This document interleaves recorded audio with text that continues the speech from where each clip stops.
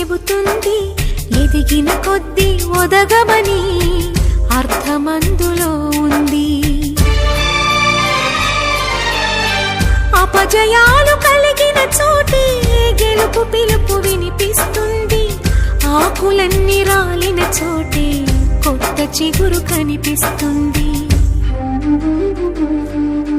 మౌనంగానే ఎదగమని మొక్క నీకు చెబుతుంది, ఎదిగిన కొద్దీ ఒదగమని అర్థమందులో ఉంది. అపజయాలు కలిగిన చోటే గెలుపు పిలుపు వినిపిస్తుంది, ఆకులన్నీ రాలిన చోటే కొత్త చిగురు కనిపిస్తుంది.